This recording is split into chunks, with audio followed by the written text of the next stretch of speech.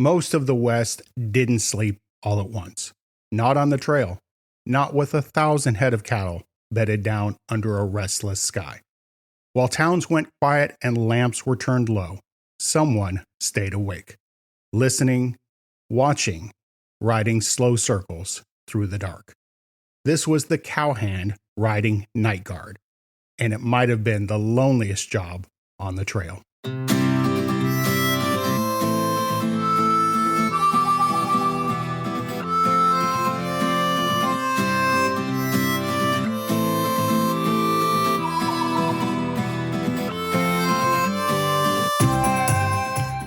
Howdy, Chip Schweiger here.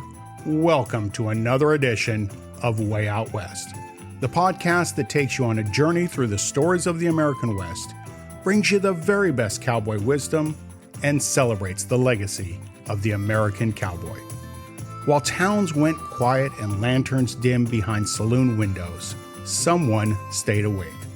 A lone rider moved slow through the dark, hooves careful, voice lower than a whisper, circling the herd not to push it, but to reassure it.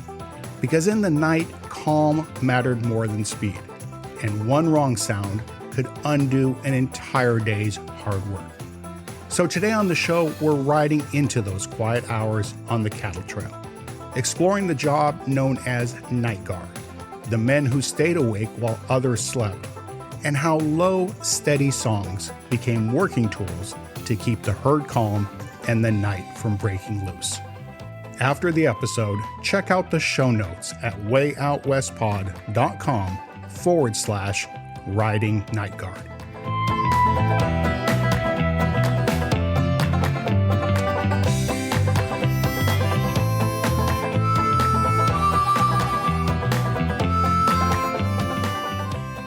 Hi there and welcome back. Last week, we talked about what happened the next day, after the music faded, after the crowds thinned out, and cowboys swung back into the saddle to get on with the work of the trail. But before that, we followed them into town, into the boardwalks and saloons, bright lights, bad decisions, and the brief escape that came when a long drive finally ended. Taken together, those two episodes showed us both sides of cowboy life. The noise and the quiet, the celebration and the responsibility. So this week we stay with the work, but we move it into the hours most people never saw. Because when the herd was bedded down and the camp finally went still, someone still had to stay awake. Tonight, we're riding night guard.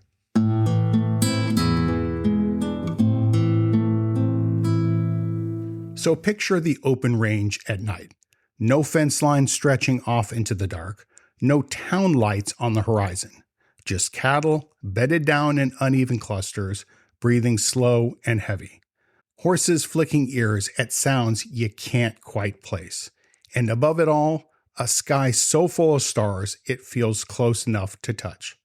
This is when the trail really tested a cowboy. Not at noon under a hard sun, not during a river crossing with men shouting and ropes snapping tight, but here, in the quiet, when one wrong sound could send a herd into chaos. Riding night guard wasn't glamorous. It was usually pulled in shifts 2 or 3 hours at a time. A cowboy would swing into the saddle, ease his horse forward, and begin riding slow circles around the herd. Not too close, not too far. Close enough to feel the cattle, far enough not to crowd them. His job was simple on paper: keep the herd calm and prevent a stampede. But the reality was anything but simple. Sometimes the night guard failed, not because a cowboy didn't care, but because the West didn't leave much room for mistakes. A sudden clap of thunder could crack open the sky. Lightning would roll, close and sharp, and cattle, already uneasy, would rise all at once. One animal bolts, another follows, and in seconds, the dark becomes alive with movement. Men were jolted awake, grabbing reins and saddles by feel alone. Horses snorted, voices shouted, too loud, too fast, only making it worse. In the chaos, riders were thrown, horses went down, cattle scattered into country that might never give them back. By morning, the damage showed itself quietly. Broken gear, limping horses, missing cattle. Sometimes a man didn't ride again after a night like that. That's why night guard mattered, because preventing disaster was always easier than surviving it. Sure, wolves and coyotes could stir things up. So could lightning, sudden rain, or a clap of thunder rolling across the plains. But more often than not, it was imagination. A steer bumping another in the dark, a horse snorting at a shadow, a stray sound echoing just wrong. Cattle are prey animals, and when one spooks, the rest follow. And once a stampede started at night, men were injured, horses were lost, and sometimes lives ended before dawn.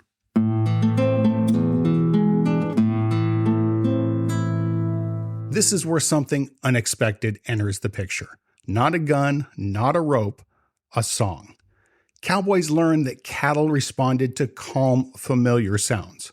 A low voice carried in the night air. A tune without sharp edges. Not performed, not loud, just steady.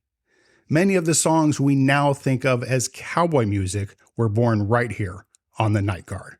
Not for applause, but for survival.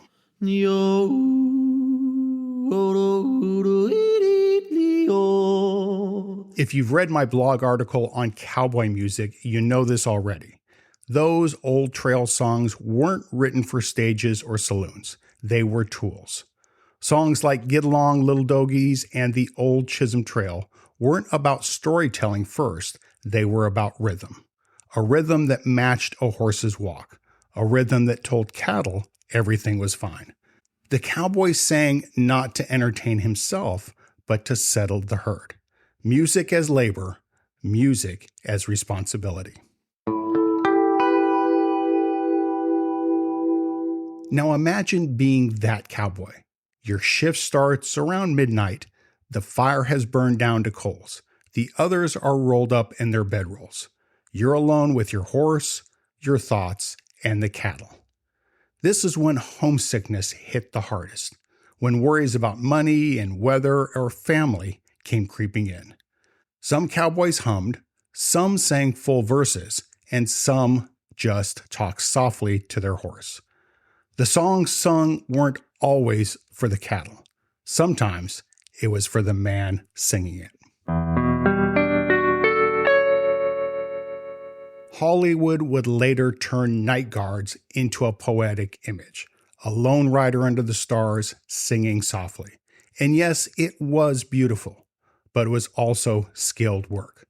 A good night guard rider knew how to read cattle in the dark, knew when to sing and when silence was better, knew when to ease a horse forward or stop dead still. This wasn't a place for rookies. One mistake could undo months of hard work on the trail, and pulling night guard gave a man too much time to think. During the day, there was dust and noise and orders to follow. At night, there was only the rhythm of a horse's walk and the sound of cattle breathing in the dark. And that's when homesickness crept in. A wife left behind, a mother waiting on a letter that might never come, and pay that depended on the drive making it through. Some men counted cattle just to stay focused. Others replayed old conversations in their heads. Some thought about injuries that hadn't healed because there was no time for them to do so. The songs helped, but not always. Sometimes a cowboy sang just to hear another voice in the dark, to remind himself he was still there, still moving, still doing his job. Night guard didn't just test skill. It tested a man's ability to stay steady when no one else was watching.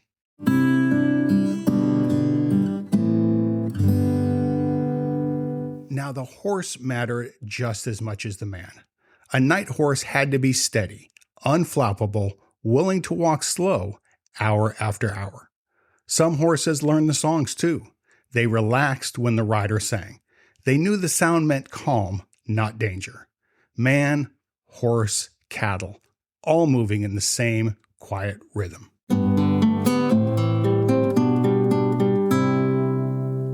Riding night guard didn't make headlines. It didn't show up in dime novels the way gunfights did. But without it, cattle drives don't work. No beef reaches railheads, no towns grow, and no ranching economy survives. It was unseen labor, quiet responsibility, the kind of work that holds everything else together. Now, the best moments of the night guard wasn't the start of the shift. It was the first light. The stars faded slowly, one by one. The eastern sky took on a pale wash of gray and pink, and the herd, still calm, rose without panic. A night rider eased sore legs out of the saddle. A horse stretched its neck, blowing softly into the cool air. Coffee fires came back to life. There was a relief in daylight, not because the work was over, but because the danger had passed. If the herd made it through the night, everything else felt possible. Every night guard ended without ceremony. No praise, no applause. Just the quiet knowledge that the job had been done and another day could begin. There's something about riding night guard that stays with you. Not because it was dramatic, but because it was quiet. It reminds us that not all important work is visible. Not all responsibility comes with recognition, and not all danger announces itself loudly. The cowboys who rode night guard weren't doing it for praise. Most of the crew was asleep. No one was keeping score. They stayed awake because someone had to. Because if no one rode the dark hours, everything that had been earned during the day could unravel before morning. And that idea carries forward. Today, we still rely on people who do their work quietly, people who hold things steady behind the scenes, who prevent problems instead of reacting to them. The work looks different now, but the responsibility feels the same. There's also something worth remembering about the songs. Cowboy music wasn't always meant to be heard. It wasn't written for crowds or stages or recordings. Some of it was sung low to cattle that didn't know the words, but understood the calm. The song wasn't the point. The steadiness was. And maybe that's the lesson Night Guard leaves us with. Sometimes the most meaningful thing you can do is simply show up, stay steady, and keep things calm when no one else is watching. Because morning depends on someone being willing to ride the dark. Okay, before we saddle up and ride out of here for this week, we've got one more thing. Yep, that distinctive call from Buster the Bull means it's time for the Cowboy Glossary term of the week. And this week's term is cattle lullaby. Yep, a cattle lullaby was the slow, steady song a cowboy sang on night guard, not to entertain, but to soothe a bedded down herd. Sung low and without sharp edges, these simple tunes helped keep cattle calm, prevented stampedes, and turned music into one more working tool on the trail. Well, that's about all for this episode of Way Out West. I appreciate you spending part of your day with me, and I hope you enjoyed riding night guard with the heroes of the cattle drive. If you enjoyed this show, please consider sharing it with a friend who loves a good Western tale. That helps us reach more fans of the American West. And don't forget to drop us a review on your favorite podcast app or connect with us on Facebook and Instagram. Next time on Way Out West, winter didn't knock, it didn't warn, it just arrived. In the late 1880s, a series of sudden blizzards swept across the Great Plains, catching cowboys, cattle, and entire ranching operations completely unprepared. Fences failed, herds vanished, and the open range would never be the same. Next week, we're telling the true story of the Great Plains blizzards of the 1880s and how one brutal winter changed the American West forever. Until next week, this is Chip Schweiger reminding you some of the most important work in life is done quietly while the rest of the world sleeps. We'll see you down the road.